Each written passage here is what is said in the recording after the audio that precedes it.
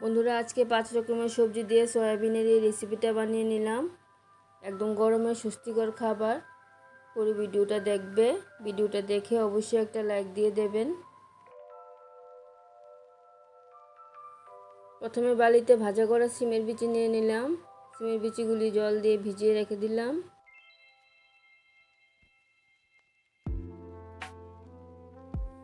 সয়াবিনগুলি সিদ্ধ বসিয়ে দিয়েছি।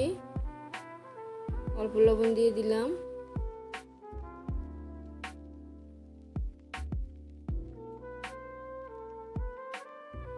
সয়াবিনগুলি সিদ্ধ হয়ে গেছে, নামিয়ে নেব।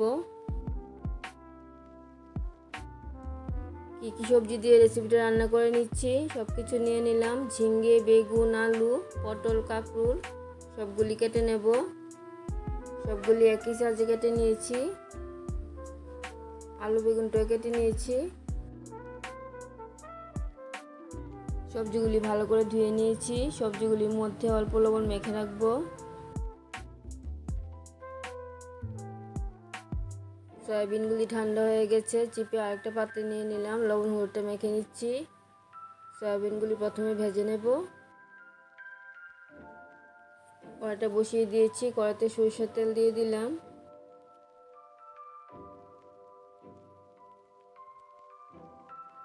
তেলটা ভালো করে গরম করে নিয়েছি। সয়াবিনগুলি দিয়ে দিচ্ছি।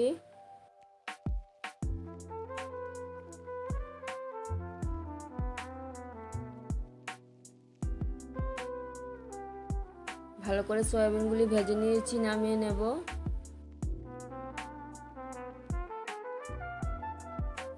কড়াইয়ের মধ্যে আবার সরিষার তেল দিয়ে দিলাম।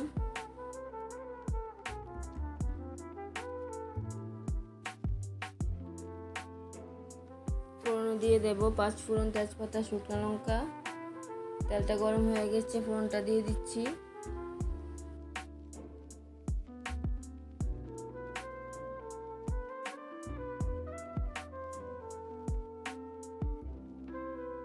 ফোড়নটা ভাজা হয়ে গেছে, আলুগুলি দিয়ে দিচ্ছি।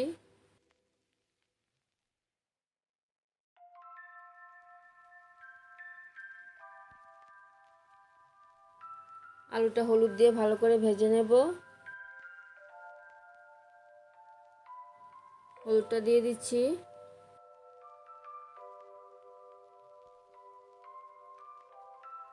আলুটা ভালো করে ভেজে নিচ্ছি। মশলাটা নিয়ে নিলাম। জিরে গুঁড়ো, ধনে গুঁড়ো, কাশ্মীরি লাল লঙ্কার গুঁড়ো, অল্প আদা থেতো করে নিয়েছি, হলুদ, সামান্য চিনি, 4-5টা কাঁচা লঙ্কা চিড়ে নিয়েছি।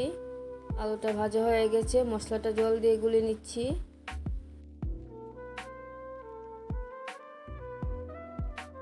মশলাটা আলুর মধ্যে দিয়ে দিচ্ছি। ভালো করে মশলাটা কষিয়ে নেব।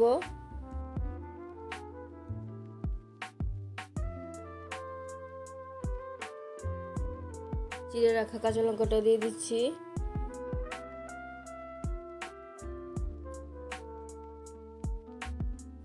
ভালো করে মশলাটা কষিয়ে নিচ্ছি। সিমের বিচিটা ভিজে গেছে। সিমের বিচিটার খোসাটা ছাড়িয়ে নিচ্ছি।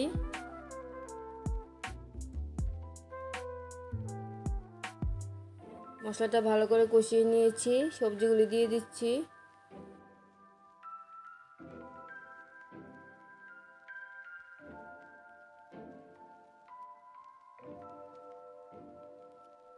সামান্য জল দিয়ে দিচ্ছি। মশলার আলুর সাথে সবজিটাও ভালো করে কষিয়ে নেব।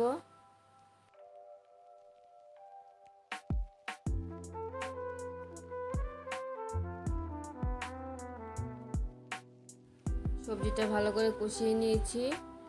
লবণটা দিয়ে দিচ্ছি। লবণটা দিয়ে আরেকটু কষিয়ে নিয়েছি।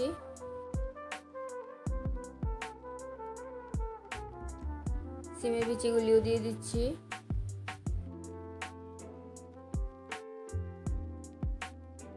সব কিছু ভালো করে মিশিয়ে নিয়ে একদম ফুটানো গরম জল দিয়ে দেব। গরম জলটা দিয়ে দিচ্ছি। আমার রেসিপিটা যদি ভালো লেগে থাকে তাহলে আমার চ্যানেলটাকে সাবস্ক্রাইব করবে, লাইক, কমেন্ট, শেয়ার করবে। আমি একটু ঝোল রেখে রেসিপিটা রান্না করে নিচ্ছি। তোমরা চাইলে আরও ঘন বানিয়ে নিতে পারো। ঝোলের মধ্যে লবণটাও দিয়ে দিলাম। ঝোলের সাথে সব কিছু ভালো করে সিদ্ধ করে নেব।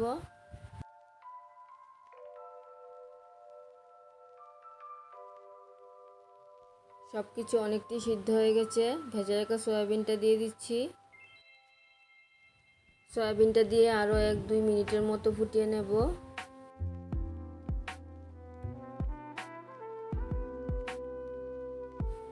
এর মধ্যে আমি আর কিছু অ্যাড করব না। তোমরা যদি ঘি বা গরম মশলা দিতে চাও তাহলে দিয়ে দেবে।